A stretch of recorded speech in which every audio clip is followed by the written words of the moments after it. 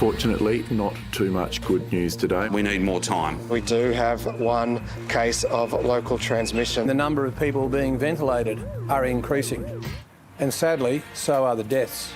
The Delta outbreak continuing to wreak havoc across the country today as South Australia joined the confinement club. The lockdown that we impose from 6 o'clock tonight will be a 7-day lockdown. The hard restrictions, which include school and construction shutdowns, coming after 2 new cases, one linked to a growing cluster at a Greek restaurant. What's most important to me is that it's the Delta strain, and we know that gets passed on much more easily. We have just one chance to get this right. Dan Andrews expressing a similar sentiment as he extended Victoria's lockdown by a week. Leaving it smouldering, this Delta variant really does mean that you'll potentially finish up in a situation where you're locked down not for days, but you're locked down for months. Amongst its 9 new cases, one mystery. The state tightening red zone travel permits in a move that will see Victorians locked out. Hundreds and hundreds of people who were warned weeks ago to get back here who have not done that.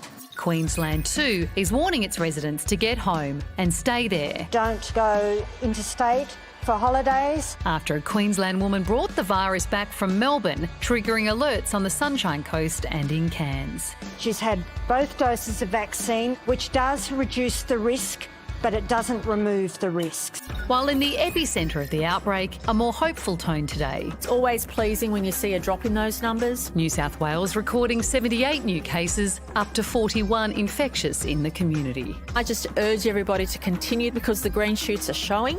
For now, though, Australia is far from out of the woods. The first case in the New South Wales cluster started 5 weeks ago.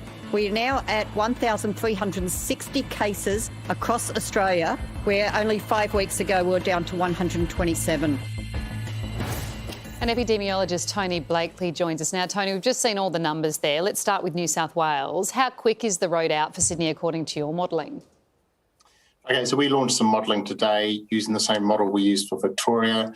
We think that about 5 weeks, maybe a tad less, will be the amount of time to get the cases down to 5 per day. And at 5 per day, we would hope that the remaining cases were all occurring amongst people in isolation and you're no longer getting those cases occurring amongst people infectious out of the community. So it's not 2 or 3 weeks, unfortunately. It's looking more like 4 or 5, something like that, which is not good news, but it's just the nature of this virus. It's becoming very difficult. So longer lockdowns, Tony, but what about for Victoria? Will this 7-day extension be enough? I think so. I'm taking a pick between 5 and 10 days is about how much longer it will take. I think Victoria's done very well to get on top of this by having gone early. I do think we can extinguish those chains of transmission, but you can never say ever or never with COVID. It is so tricky. It could suddenly blow up on us again. But I'm reasonably optimistic that Victoria will be out of this in a week or so. Tony, you've been an advocate of go hard, go early. Dan Andrews now repeats it over and over, and it seems South Australia's learned the lesson. That is going to be the lesson for everyone going forward now, isn't it? Yes, go hard, go early, although South Australia's going pretty hard, pretty early. I think if it was the same situation as now in South Australia was in either Victoria or New South Wales, I don't think they would have quite jumped yet. And I think that's because South Australia is not quite used to it. They don't have as well-oiled machine and they've been a bit cautious. On the other hand, the case they're worried about was at a restaurant on Saturday night. It's now Tuesday night, so that's 72 hours. It's possible that the virus could have jumped 2 generations in that time because it's spreading so much more quickly. I get the sense that the QR coding at the restaurant on the Saturday night wasn't that great. There's obviously a bit of nervousness there.